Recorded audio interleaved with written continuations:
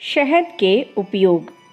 श्री कविराज महेंद्र नाथ पांडेय ने शहद के गुण और उपयोग नामक पुस्तक लिखी है।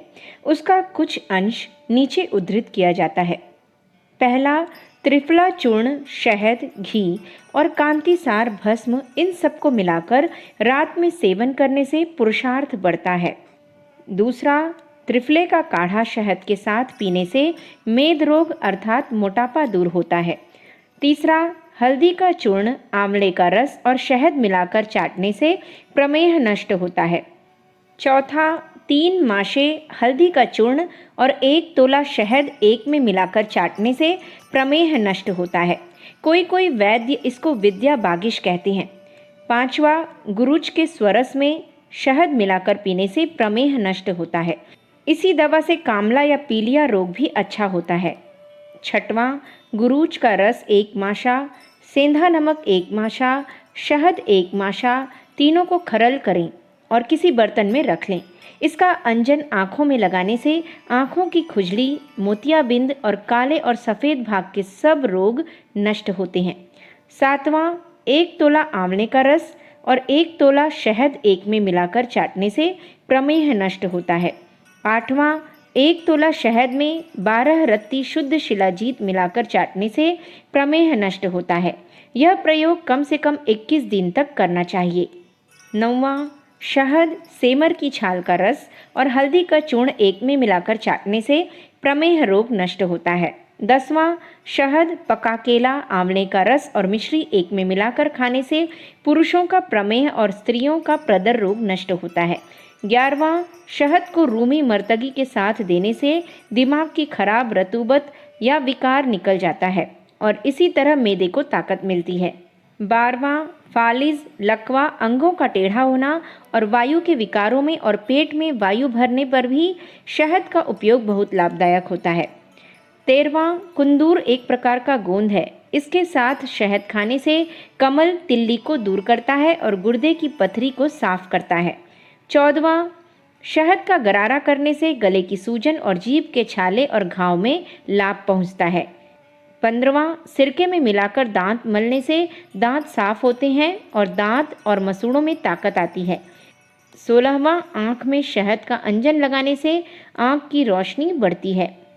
17वां, शहद गर्म करके कान में डालने से कान का दर्द दूर होता है। यदि कान में घाव हो तो वह भी अच्छा हो जाता है। 18वां, शहद घाव पर लगाया जाता है। इसके लगने से घाव साफ हो जाता है और भर जाता है। 19वां, तिल काली पीसकर शहद मिलाकर घाव में लगाने से घाव भर जाता है।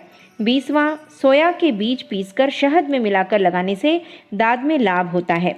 21वां, सेंधा नमक, कड़वा तेल और अदरक का रस तथा शहद सबको एक में मिलाकर गर्म करके कान में डालने से कान का दर्द दूर हो जाता है। 22वां, असली शहद में रुई तर करके तुरंत के उठे हुए फोड़े या शोथ में बांधने से फोड़ा बैठ जाता है।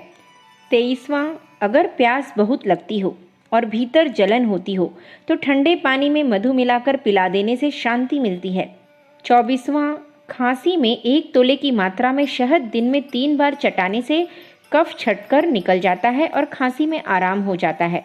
25वां, उकबत या एक्जिमा के ऊपर कुछ दिनों तक लगातार शहद लगाया जाए तो रोग में धीरे धीरे आराम हो जाता है। 26वां, आग से जल जाने पर शहद लगाने से जलन मिटती है और यही शहद कुछ दिन तक लगातार लगाया जाए तो घाव भी अच्छा हो जाता है। 27वां, पायरिया में मसूड़े में दर्द होता है, सूजन होती है, मवाद आता है।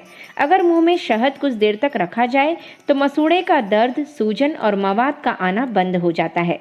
28वां, ठंडे पानी में मधु मिलाकर कुल्ला करने से मुंह से छाले और घाव अच्छे होते हैं।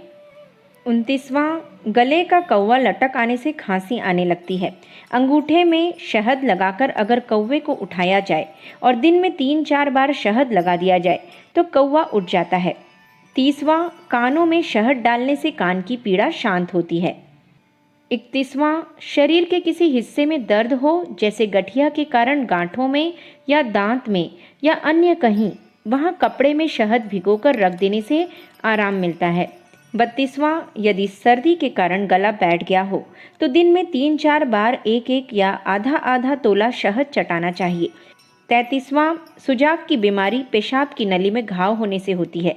यदि उसमें शहद की पिचकारी दी जाए तो घाव साफ होकर भर जाएगी और सुजाक अच्छा हो जाएगा।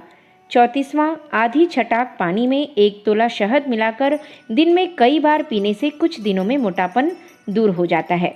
35वां, प्रातःकाल खाली पेट 3-4 महीने तक प्रतिदिन तोले सवा तोले शहद चाटने से मानसिक परिश्रम में थकावट कम मालूम होती है और शरीर में सुस्ती भी नहीं मालूम होती।